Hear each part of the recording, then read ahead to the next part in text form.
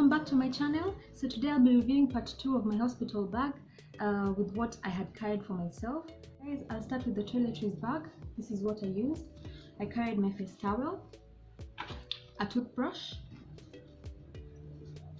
a shower gel, toothpaste, Vaseline, my deo. I also carried 2 nursing pads that I used.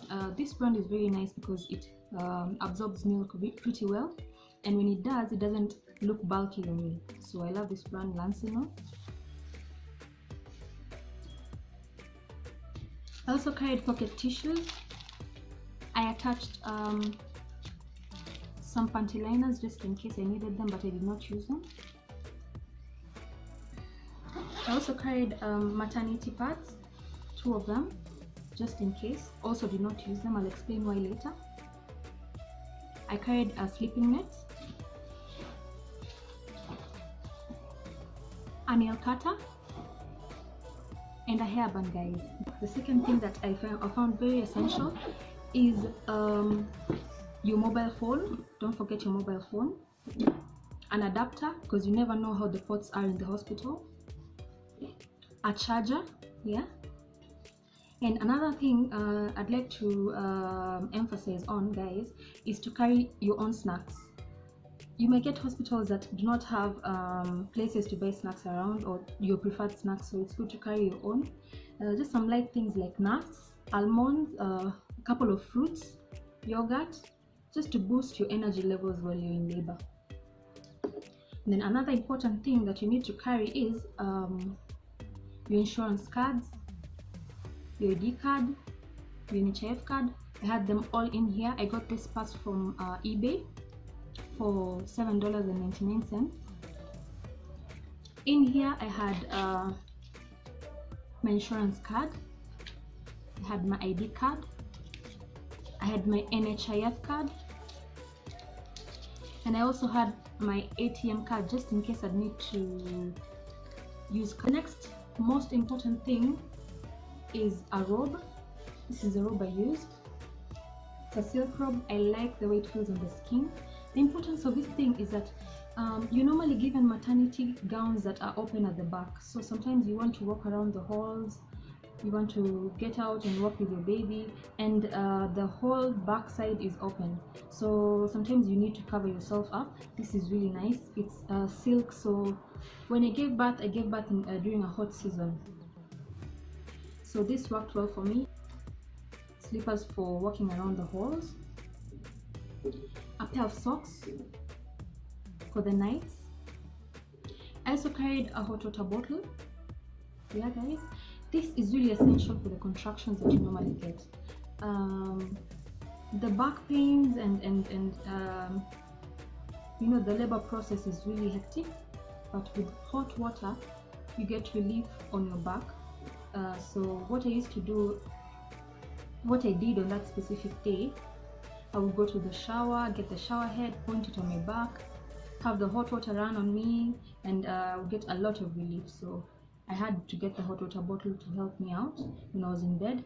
I filled it up with hot water, got this cover on, and then I would put it on my lower back and anywhere else I would feel the pain. On my right leg I was also feeling a lot of pain when the contractions come. So this is important, guys. You never know when you'll need them. So another thing that is really important is the nursing bras. I had 2 nursing bras, which I used. One I used on the day I was going back home, and then the other I used in the hospital after I gave birth to the baby, the last day when I was a bit less sore. So I had this sports bra. You can clip it up here and secure it back, and then I had this as a going back home bra. Clip it back, really easy for nursing. I also carried a belly band, guys. I got this from Gikomba. I'm sure they're available in town. With me, I had a CS and my abdomen was sore. I could not wear this, but I started wearing this 3 weeks postpartum, It's helped me out. What happens is what I do, I wear it and then I fasten the upper side with this one and then the lower side with this other strap. So it's really come in handy to put my pooch back in order. I also carried a kitenge that I used to go home with. It has a v-neck, so it was very helpful for nursing. I got this from, it was actually a gift. My mom got it from Pirates, Mombasa. Thanks, mom. Then I also carried a nursing cover. This is a DIY nursing cover. I got this material from Gikomba. So what I did, it was just a plain cover. What I did, I cut on the sides just a strip, and then I had them sew in this strip on both sides so that I can put it over my head, nurse the baby, especially when I was going back home. Hold the baby, nurse the baby, and then when I'm done, I remove it and use it to cover the baby with. So this is really nice, came in handy. I did not use maternity pads throughout my postpartum bleeding. I was in a group called What to Expect. There's this app called What to Expect, so I was in a group for January 2019 babies, and we were sharing about the best maternity pads to use and whatnot. So one of the guys brought up adult diapers. So I thought, nice idea. Let me go try look around and see if I can be able to get a couple and try and see if it can work for me. So I actually did. I went to Naivas, Westlands.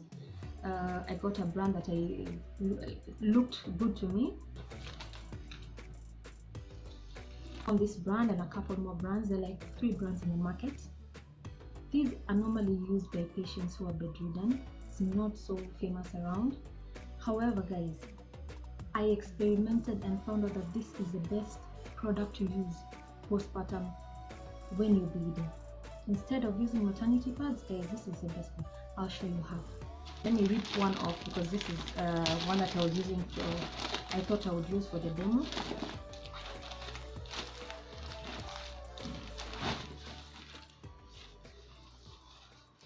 So guys, this is how it looks. It's huge because it's XL and it's more suitable for guys who are bootylicious and plus size moms. So this is how it looks. The large one is a bit smaller. This thing, the pad runs from the front all the way to the back. So you're assured of security when you're laying in bed, when you're sitting in bed throughout that time. You're sure that no leakages will happen. It's elastic on the legs, like a diaper would. And then up here, it's also elastic, so it doesn't, it fits your stomach really well because your belly is still big. So this will work well. Goes over your stomach. For guys who had CS, it's safe for you. You not have the pain around the scar. Just put this over your stomach. It doesn't scratch on you. And then when you're done, you just rip it off.